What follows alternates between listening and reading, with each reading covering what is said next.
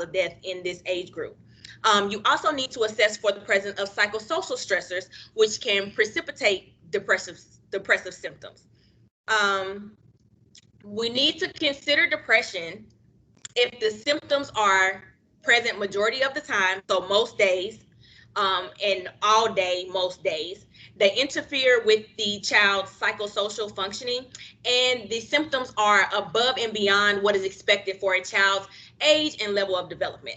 Now, clinical pearl for this portion is that screening tools such as the PHQ-9 or the Child Depression Inventory are only screening tools. They are not diagnostic tools. So just because you have given a PHQ-9 and it is positive, so a high score on the PHQ-9, that does not necessarily mean that this specifically has depression, but it's a screen to say, okay, now we need to do more, we need to ask more questions and do more investigation to see what's going on here.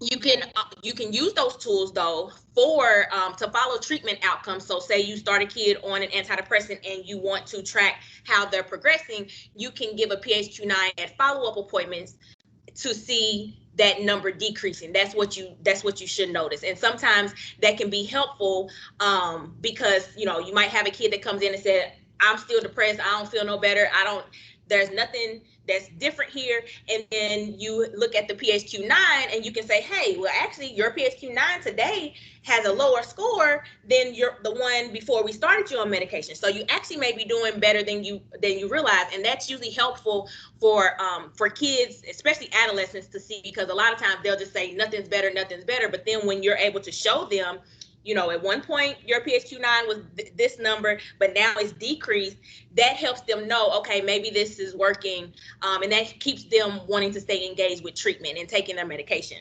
The other clinical pearl is, do not only screen for the presence of depressive symptoms, also assess for the psychosocial stressors that may be present and can contribute to those depressive symptoms, because there are a lot of times where the reason that this child is feeling depressed is not necessarily that it's just organic depression coming out of anywhere, as we would like to say, or as lay people like to say, but that this is, bullying is happening at school, or, different things are happening. There's a lot of family struggles, there's a lot of things going on in their life that is contributing to the depressive symptoms. And the reason why it's important to also assess for those psychosocial stressors is because giving a medication is not going to change the person's environment. It's not going to change where they grew up or what's going on around them. So you need to know that while, yes, prescribing medications can be helpful in lessening depressive symptoms, if you have psychosocial stressors that are contributing to those symptoms, they're not going to be adequately addressed only by medication. So now let's get to treatment, meds versus no meds. So this question is always typically asked, especially with parents who are reluctant to trying medications in their children. And the answer I give them is depends on the severity of the symptoms. I tell parents and families all the time, I'm not the type of child psychiatrist that just because you came in my door, you have to get a medication from me. I don't think every situation requires a medication, but it does depend upon the severity of the symptoms. So if it's a mild case of depression, psychotherapy only is adequate. So, and that could include, just psychoeducation about, what they're feeling and what's going on, providing support, especially for, if they feel that they're missing out on certain support and that's the cause of their symptoms, and then providing case management services if necessary to assist with some of the psychosocial stressors that can be contributing to their symptoms. And then you can observe that response to just psychotherapy only after 4 to 6 weeks and kind of see how things are improving. Now, when we're dealing with moderate to severe depression, then we're going to consider specific types of psychotherapy and or medications. So with moderate depression, you may be able to have, the patient may be able to have response to just cognitive behavioral therapy or CBT by itself, or interpersonal therapy, IPT by itself, or sometimes you may have to do a combination. And then with severe cases, the severe cases generally require an antidepressant, and you can consider combination with psychotherapy. So the clinical pros regarding to this, when patients oftentimes will say that they are in therapy, and one thing that I always have to ask about, and we should all ask about when someone is saying that they're in therapy, because usually patients will say, I'm in therapy, but it's not doing anything. So I have to ask them to ascertain what is really going on. So I ask about their participation in therapy. I ask them, what are your expectations for therapy? And then, are you using what you learned in therapy outside of your therapy appointments so that you can see improvement in your symptoms? Most of the time,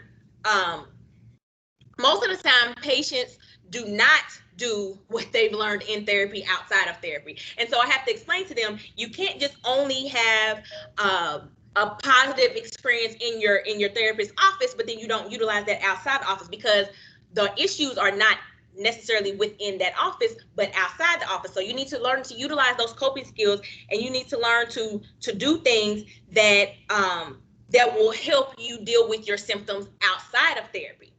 And so usually when I say that usually either they say that's too much work and I don't want to do it, or they will say, okay, I'm going to do better about participating in therapy and utilizing what I'm learning in therapy outside of therapy. So now we're going to talk about specific medications to utilize in treating depression. So the first line treatment for depression and anxiety, because we'll go through these same medications when we get to the anxiety portion of this lecture, is the selective serotonin reuptake inhibitors, or the SSRIs. And so the SSRIs are fluoxetine, sertraline, escitalopram, citalopram, paroxetine, and fluvoxamine. Now, paroxetine and fluvoxamine, I generally do not use either of those two for depression, and I'll get to that later on in the I think on the next slide or in a couple of slides. But the main ones that I utilize for depression in children and adolescents are fluoxetine, sertraline, escitalopram, and citalopram. The most common side effects from the SSRIs are GI symptoms, sleep changes, increased sweating, headaches, restlessness, change in appetite, and then sexual dysfunction. These side effects are usually short-lived and dose dependent. So majority of the time, you may not see these symptoms, the side effects at lower doses, but as you increase the dose, you may see the side effects. But again, they're typically short-lived. I'm telling folks, try the medication. If you feel like, if you're having headaches or you feel like you're having upset stomach or nausea, let's try it for see if we can try it for 7 to 10 days. Usually after that time period, that should improve, and then you should be able to feel, normal and not have those experiences anymore. And majority of the time, that's what typically happens. So the other class of antidepressants that we can utilize in children and adolescents are the serotonin norepinephrine reuptake inhibitors. Now, these are second or third line down the line, and these include venlafaxine, desvenlafaxine, and duloxetine. I typically use, of those three, venlafaxine and duloxetine the most in children and adolescents if they failed treatment with the two or more of the SSRIs. The major side effects that we have to think about with the SNRIs are increased blood pressure and tachycardia, or increased heart rate. That's because of the norepinephrine component of those medications. And so, we have to watch out for that, especially if you have a kid who has issues with high blood pressure, or, borderline high blood pressure and stuff like that. Or if they have a cardiac history, you might not want to consider using any of the SNRIs. And then other antidepressants that we can utilize, second or third down the line, bupropion, which is a norepinephrine dopamine reuptake inhibitor. A clinical pearl for this one is that you can use this one in a child or adolescent who has comorbid depression and ADHD, because bupropion is a medication that is used to treat ADHD. So if you have a kid that has both and you don't want to use a stimulant and you want to try to minimize, polypharmacy and not taking too many medications, you may want to consider bupropion.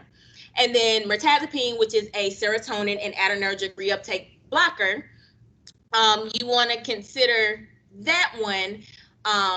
I usually consider mirtazapine if I'm dealing with a kid who is not eating well and needs to gain some weight, or is not sleeping well, along with, because of depression. I will utilize mirtazapine because the side effects from mirtazapine include increased appetite and weight gain and somnolence. So it's usually helpful for that.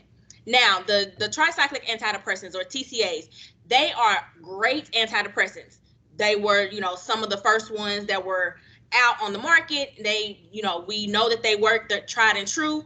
But for me and for most child psychiatrists, I would say tricyclics are going to be way down the line when you're considering antidepressants for adolescents. And the reason for that is because of the concern for impulsive fatal overdose of the medication in children and adolescents. Usually when children and adolescents attempt suicide, they do it in an impulsive situation. So they haven't really thought things out and they just go and grab whatever they can to try to hurt themselves.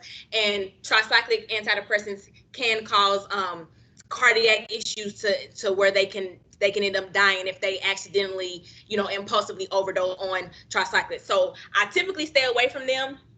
And usually parents don't like to have them prescribed to their children when they hear that as well. So when we're considering making changes to the medications, we need to make sure that we have given the antidepressant 4 to 6 weeks of consistently taking the medication before you can even consider a change in symptoms. So what I explain to patients is that this is not like Tylenol. This is not like ibuprofen, where I got pain, I take Tylenol today. I don't have pain, I don't take Tylenol today. That's not how antidepressants work. You have to allow them to build up in your system. And so that's going to take about 4 to 6 weeks to take. So I explained to them, just because you don't feel sad today doesn't mean you don't take your antidepressant. You take your antidepressant every single day, no matter what. Now, after taking it consistently for 4 to 6 weeks, then we say, okay, how are you feeling? Is there a change in your symptoms? If not, then we go to the next dose.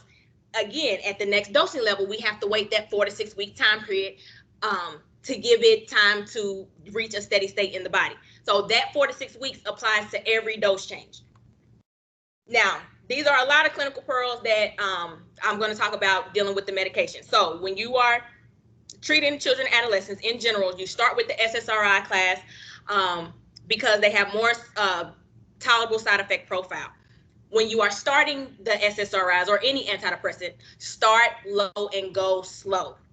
Start with a low dose first to decrease the risk of side effects, and then slowly increase over time.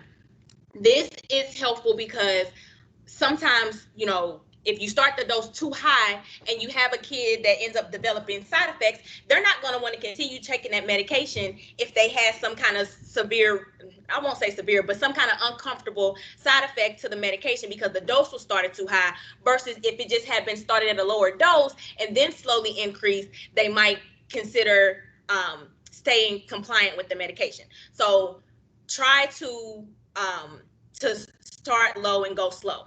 If you don't have any improvement in your symptoms, ask if they are taking their medication every day, first off, and then, decide if you need to increase the dose.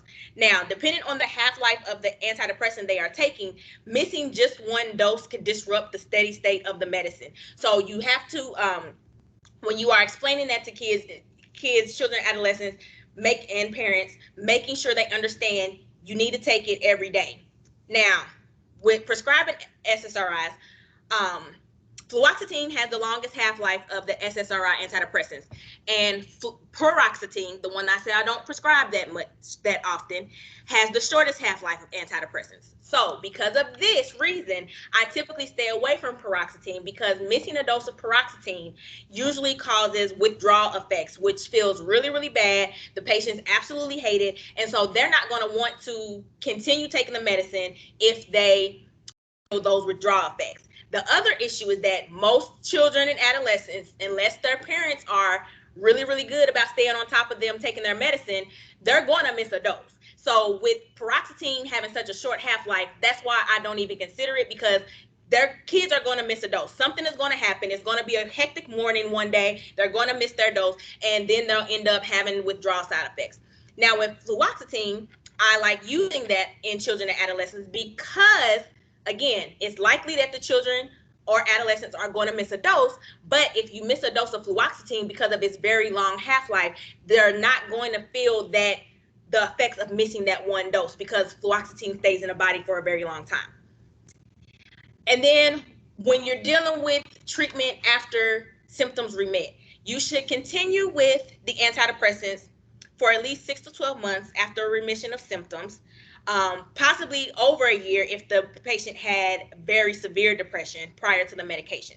At that point, you can start tapering down the antidepressant and then just monitor for recurrence of symptoms with each dose decrease. So parents typically ask, how long does my child have to stay medicated? And I explain to them, I do not know, but that at least for 6 to 12 months, we want to keep on the antidepressant once we find the dose that keeps them stable, because sometimes 6 to 12 months, it might take you that long to find the dose that keeps them stable. But then once they're on that dose and they're stable for 6 to 12 months, then we can consider decreasing the dose. If we start decreasing the dose and we notice an increase of the symptoms, then we go back up on the dose. Or if we keep doing well, then we keep tapering off. I explain that to families, and they usually understand that it's, a case by case situation as far as how long someone has to stay on an antidepressant. Now, all antidepressants, including the SSRIs, have the black box warning about suicidal thinking and behavior, but not suicide attempts through age 24. The suicidal ideation across children and adolescents treated with the antidepressants is 1% versus 0.2% of those treated with placebo of having suicidal ideation. And the way to think about this is, it will require you to have treated 143 patients with an antidepressant in order to cause the harm of suicidal thinking and behavior, versus you would have needed to treat 3 patients with antidepressants in order to see improvement in depressive symptoms. So what that's basically saying is there is a low risk for suicidality even when we're treating with antidepressants, because I know sometimes that keeps providers from prescribing antidepressants, but it's a low risk. But despite it being a low risk, we still need to closely monitor for suicidality as recommended by the FDA, especially in the first months of treatment, so when you're first starting it, and then with dose adjustments. Now we're going to switch gears and talk about anxiety disorders in children and adolescents.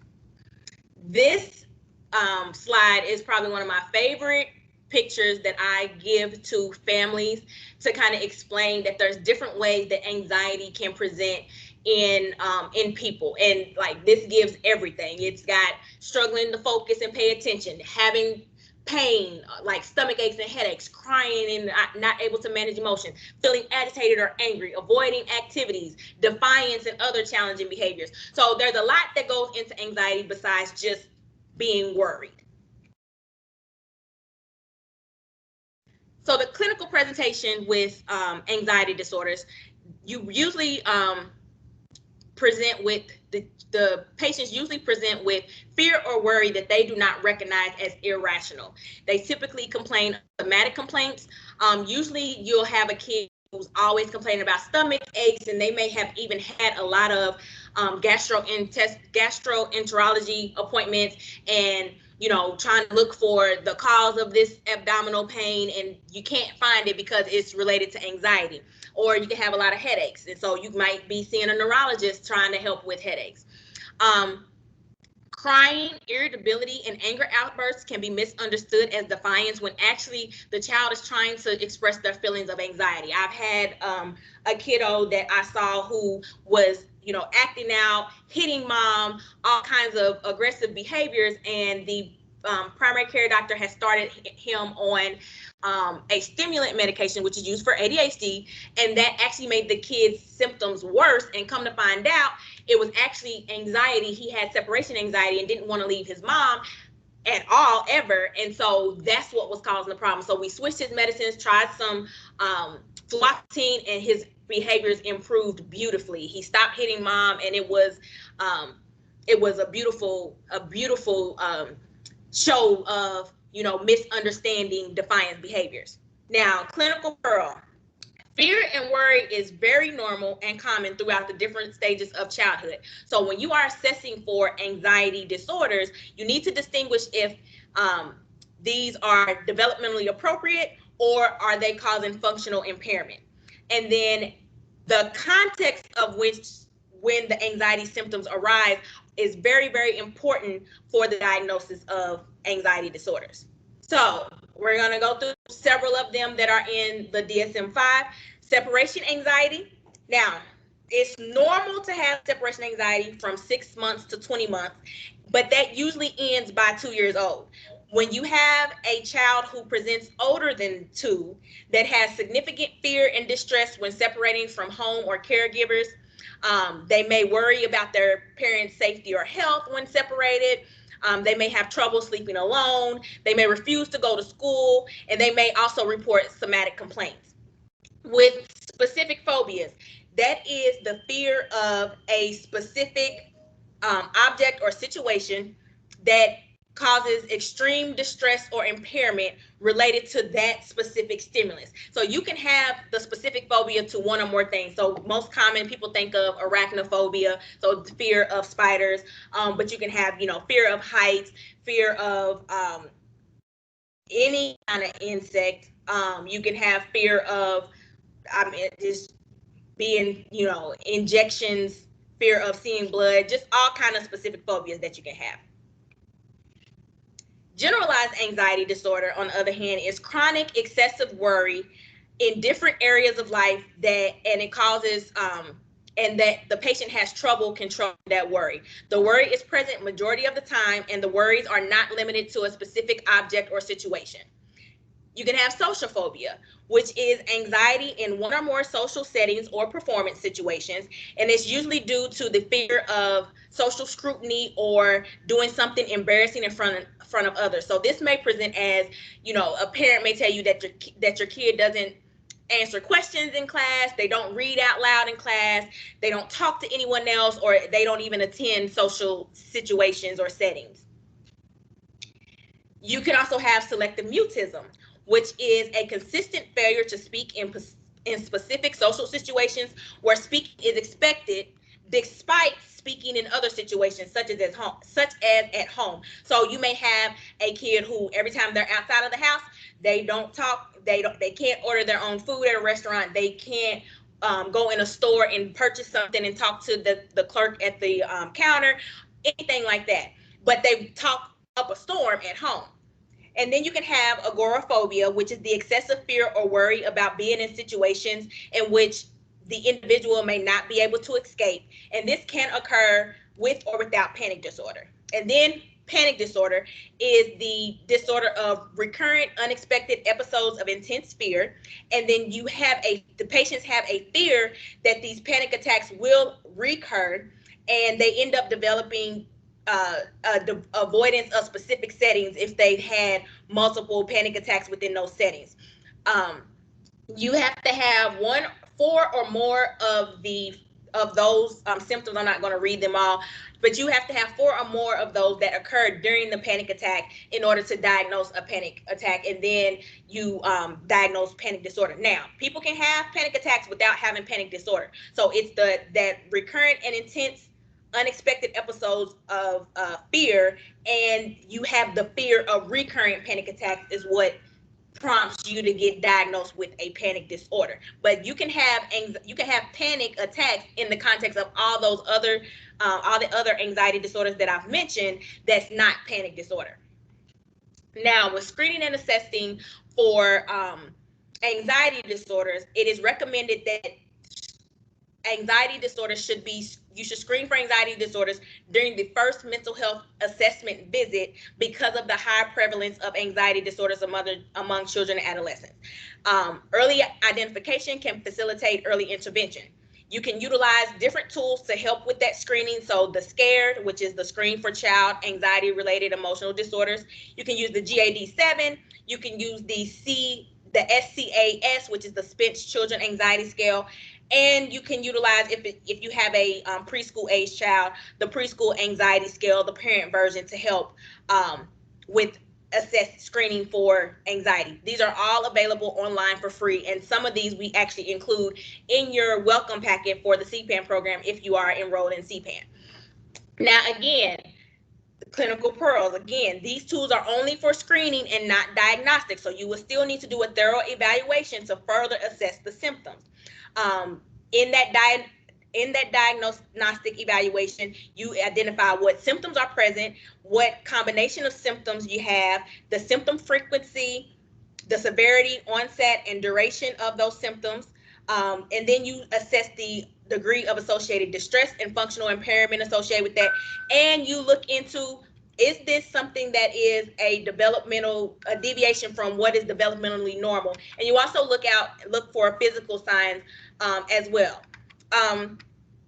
You need to rule out potential medical causes, because there are medical causes that can cause anxiety, such as hyperthyroidism. You can have anxiety associated with hyperthyroidism. Low diabetes, you know, when the sugar gets too low, you can have symptoms of anxiety. So you need to look into and rule out potential medical causes before you just automatically assume that something is due to an anxiety disorder. You also need to rule out other psychiatric conditions that present with symptoms that look like anxiety, such as ADHD, autism spectrum disorders, depression, and learning disabilities. Now, you can attempt to rule them out, but beware that they can be co-occurring with anxiety, and that kind of complicates the picture sometimes, but they can occur with anxiety. Now, again, treatment, med versus no meds. Again, with anxiety, just like with depression, it depends on the severity of symptoms. So in mild cases, you start with psychotherapy. And then moderate to severe cases, you do psychotherapy with or without medication. Now, what would be the reasons for combining medications with therapy? When you want to see an acute reduction in symptoms of a moderate to severe case, because remember, it takes 4 to 6 weeks of taking an antidepressant in order to show improvement. So if you want to have an acute reduction in symptoms, you might start with therapy along with the medications. You might also want to consider combining medications with therapy when you have a co-occurring psychiatric disorder, so like depression or ADHD or something like that. Or you might want to combine medications with therapy when you have a partial response to therapy alone. So say you got a kid that is enrolled in therapy, but they're just not getting better. Then you'd want to consider adding therapy and medications together. Now, clinical pearl, you need to monitor for improvement in functional impairment and not just anxiety symptom reduction with treatment. And this is important because anxiety is a normal experience. So there's going to be times when a kid is going to feel anxiety, and that is completely normal anxiety, such as, you know, you might have someone who is anxious about starting a new school. That's expected to have some anxiety in that situation. Now, is it preventing them from going to school? Are they able to still function? No, they're still able to go. So that lets you know, okay, while their anxiety symptoms may still be present in certain appropriate situations, they are not functionally impaired anymore, and that means your treatment is working well. Cognitive behavioral therapy, as far as therapy options, shows the most evidence for treatment of anxiety disorders. Oh shoot, where'd I go? Okay. And this includes psychoeducation about the illness and the CBT with both parent and child present. It includes symptom management skills training, cognitive restructuring, so rethinking about the things that are causing anxiety. Exposure methods, especially if you're dealing with a specific phobia, you might gradually expose that child to that phobia so that they have less and less anxiety response to that. Relapse prevention plans are included with the cognitive behavior therapy. And then you kind of make the modifications specific to a specific diagnosis. So the CBT treatment plan for someone with generalized anxiety disorder would look different from the CBT treatment plan for somebody with panic disorder. Now, the American Academy of Child and Adolescent Psychiatrists, ACAP, recommends for patients 6 to 18 to have CBT with specific anxiety disorders, and those specific anxiety disorders include social anxiety, generalized anxiety, separation anxiety, specific phobia, or panic disorder. You can also utilize other forms of therapy, but they are not as extensively studied in children and adolescents. Now, medications. When we are considering medications, first thing is consider those in anxiety disorders where the symptoms are moderate to severe, where the symptoms are so impairing that it causes makes the participation in therapy difficult, or when there is a partial response to therapy. So say that they have improved some with therapy alone, but it's just not enough. You want to add, a medication. The SSRIs, again, are going to be the first choice medication for anxiety disorders, and ACAP recommends for patients ages 6 to 18 with specific anxiety disorders that you offer SSRIs to those children. Again, start low and go slow, especially in those with anxiety disorders that have physical symptoms, because those kids may attribute physical symptoms to the side effects of the antidepressant. So I typically try to find out prior to starting in a anxious kid, prior to starting the antidepressant, I try to see what physical symptoms, if any, do they have, so that when they come back on follow-up after starting the antidepressant, they can say, oh, well, I'm having this symptom or that symptom, and I think it's the medicine. You can go back and say, oh no, at the appointment before we even started the medicine, you already had this, so I don't think it's medication related, because they will get anxious about side effects showing up. If there is no improvement in the symptoms, you after 4 to 6 weeks, again, like you do with the antidepressants, you ask about their adherence to taking the medicine. One missed dose can disrupt that steady state, again, just like with the antidepressants, as we talked about when we were talking about the depression portion. And then when to try a medication-free trial is when the patient has remained symptom-free for at least a year, and you just continuously monitor for recurrence of symptoms. At this time, I know sometimes people ask, well, can we just figure out what medicine that's going to work for them? At this time, there is no clear role for pharmacogenomic testing in medication selection for antidepressants, either for anxiety or depression. And I could have said this in the depression portion, but I'm saying it here. But it applies to both situations. Right now, using testing such as GeneSight or other pharmacogenomic testing, that's not going to help you figure out which is best for the patient. Those are only just discussing the medication's metabolism and not whether it works well for that patient regarding depression or anxiety. And then just to finish up, so other antidepressants may be tried if there is a failure to an SSRI, but there's not much evidence to discuss their efficacy in treating anxiety and depression in children and adolescents.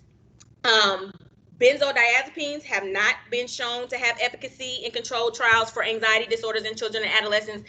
Now, they can be used cautiously in the short term to achieve rapid reduction of symptoms while you're waiting for the effect of antidepressants, but they should not be used for the long term.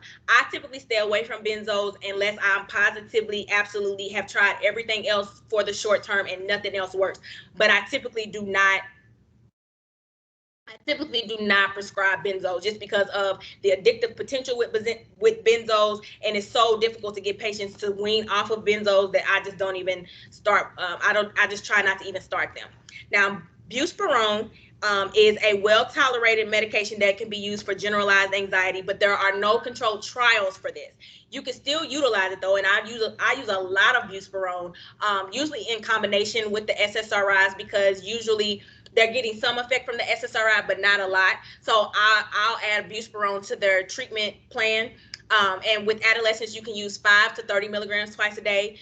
In children, you can use 5 milligrams to 7.5 milligrams twice a day. And then most common side effects with buspirone are headaches, lightheadedness, and dyspepsia. Not on this slide, but I want to mention that although hydroxyzine or propranolol don't have the FDA approved indication for short-term use of reducing anxiety symptoms, a lot of many psychiatrists utilize either hydroxyzine PRN or as needed for anxiety, or propranolol PRN, especially for the physical symptoms of anxiety. But with the propranolol, you have to remember, if you're going to utilize it, you cannot use propranolol in those with asthma because it's a beta blocker. But I usually have a lot of benefit with utilizing PRN, hydroxyzine, or propranolol instead of utilizing benzos for rapid reduction of acute symptoms. But you just have to, see if that works for the kid or not. And these are my resources for this talk. And now we will share about the Child Psychiatry Access Network, and then take questions on today's CME topic and the CPAN program. So Laura, I'm giving it back to you.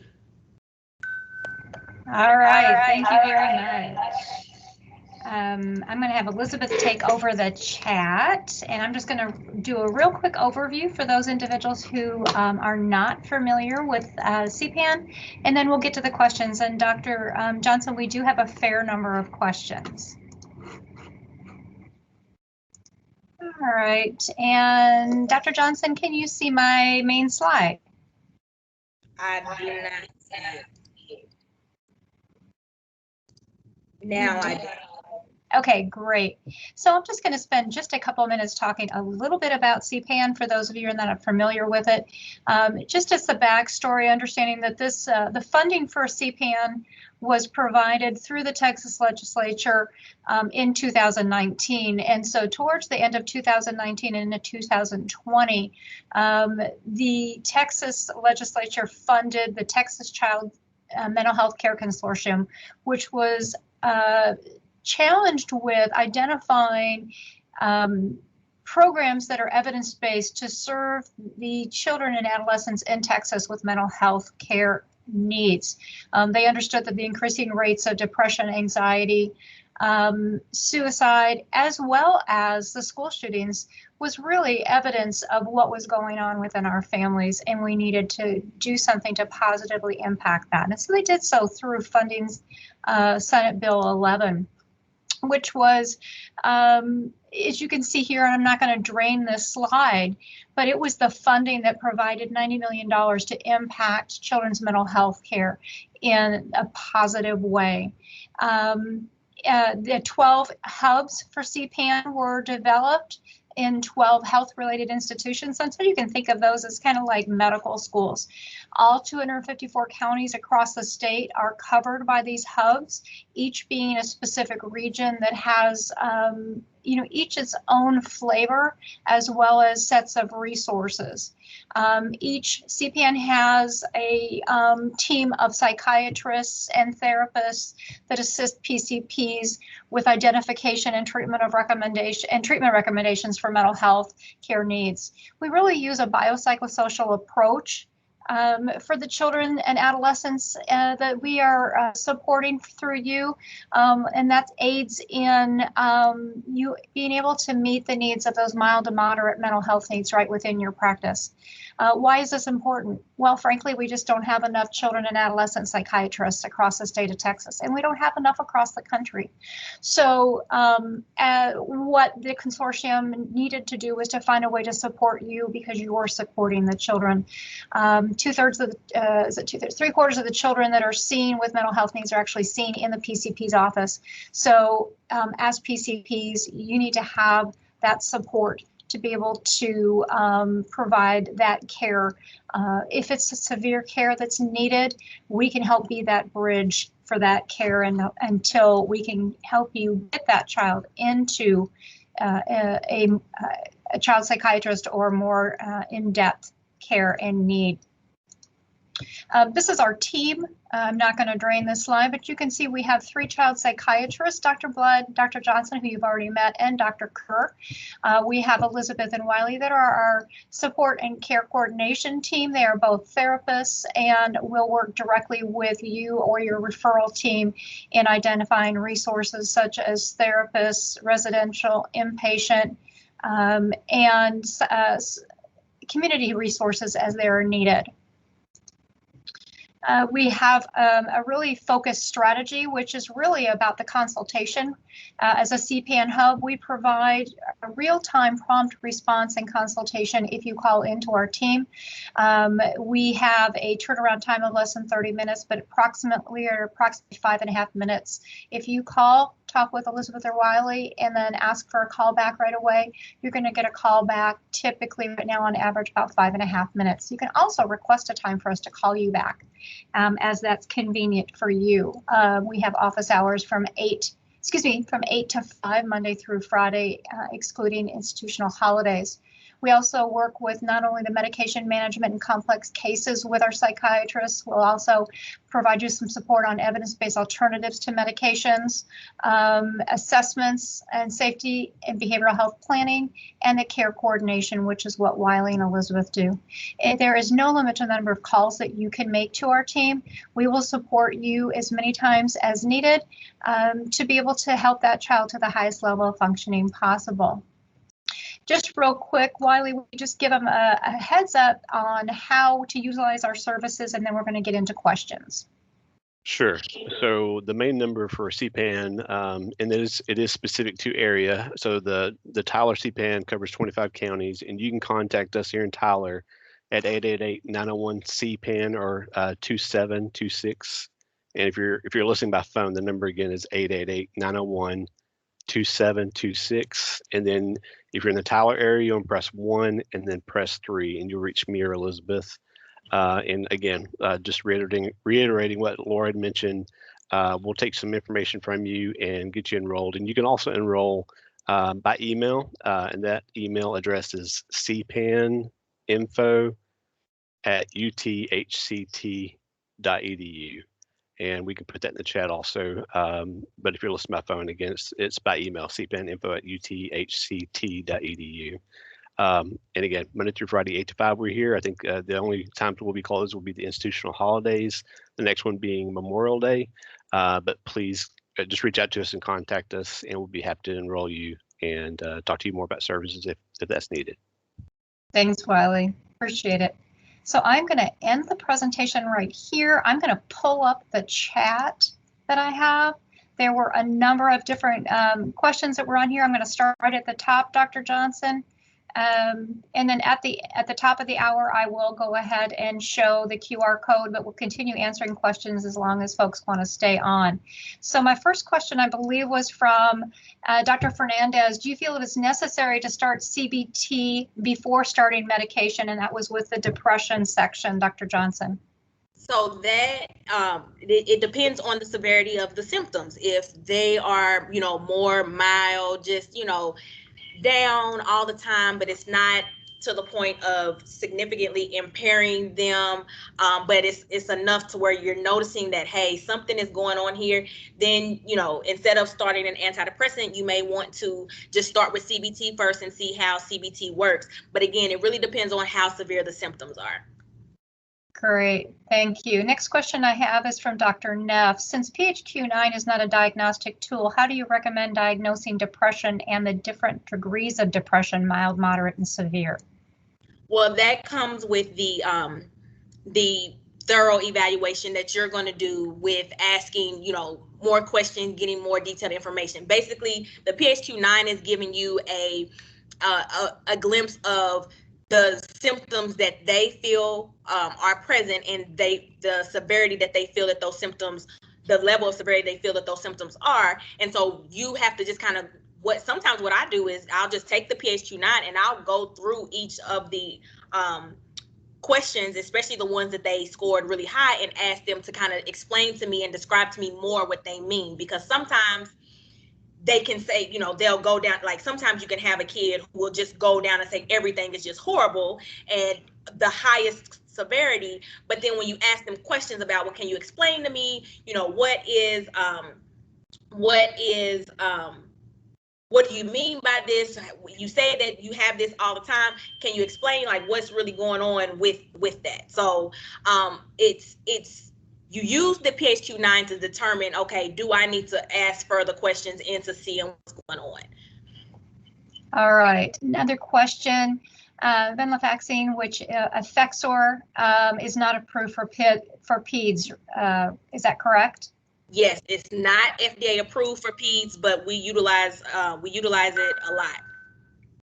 All right. Especially when they are not when they've tried SSRIs and those SSRIs were not effective. Usually, if you try 2 or more SSRIs and they didn't work, then you might consider going to venlafaxine, but it's not FDA approved for kids. No. Okay. What follow-up schedule do you recommend when starting medications?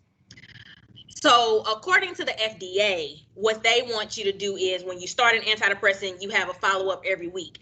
That's just not practical for practice, especially in a primary care setting. I know with my experience of doing outpatient child psychiatry, it's just not practical just because of how many patients I had. There was no way I could have them come in and check every single week with that first dose setting. So what I typically do is have them follow up within a month. Within that 4 to 6 week time period. But of course, to call me if there's something crazy that's happened with the medication or a severe side effect, to call me anytime sooner than that. But typically I do about once a month, especially when first starting. But like I said, the FDA recommends to do every week because of that risk of suicidality. But like I said, it's just not practical. Do any other medications other than stimulants worsen anxiety? And what do you recommend for kids with depression and anxiety? So for kids with depression and anxiety, the SSRIs are the go-to for me because they're indicated for use in both situations. So when I have someone that has both depression and anxiety, I'm going to start with an SSRI. Now, what I do find is that sometimes with anxiety, you might have to go to higher doses of the SSRI to target the anxiety symptoms versus you might have lower SSRI doses where the depression improves. That's not, set in stone or anything like that. But if you can notice sometimes that the depression will clear up sooner than the anxiety sometimes, and sometimes you still have to keep pushing that dose higher to target the anxiety. The other part of that question was, what other meds besides stimulants worsen anxiety, I think you said? Correct. What other psychiatric meds other than stimulants worsen anxiety? Well, it's not necessarily that they worsen anxiety, but I can think of a few of the second generation antipsychotics may cause akathisia, so feelings of restlessness in the body, which could be interpreted as anxiety. But the most common psychiatric medication that's going to cause anxiety are the stimulants, or worsen anxiety are the stimulants. Okay. Folks are wanting to know if we can share these slides with them. Are you willing to share these slides, Dr. Johnson? I don't have a problem with it. The other thing is I got most of the information that's on the slides from the ACAP practice guidelines on their website, and you don't have to be a member of ACAP to access those practice guidelines. So if I can share my slides, but that's where I got a lot of this information from, was the practice guidelines from ACAP. All right, now I'll go ahead and share those. If anybody wants a copy of those, you can send me an email at cpaninfo@uthct.edu. A couple more questions. At what age can buspirone be started? I don't typically use buspirone less than 6 years old, but again, this is not FDA approved. So you're doing something that is off label when you're using them in children and adolescents, but I don't typically utilize it in someone less than six years old. And to be honest, I've only done that a couple times. Majority of the time, the Usually I can get anxiety under control in those younger kiddos with just one medication. So usually with just the SSRIs, but you can go down to 6. I wouldn't recommend less than 6. I have a question here about resources in Northwest Houston. We do not have those. I am so sorry. However, your hub for Northwest Houston will have that available for you, and you can certainly give them a call at 888-901-2726. One more question here. Can you please compare the PHQ-9 and the PSC-Y35? Which one is preferred? I don't know anything about the PSC-Y35, so I'm going to not be able to answer that question. That's not any of the screening tools that I've ever used before, so I can't speak to that. All right, last question. Do you feel that the increased SI risk with SSRIs is less if we have counseling set up? I won't say that the increased risk is less if you have counseling set up. I think it really depends on the severity of the depressive symptoms.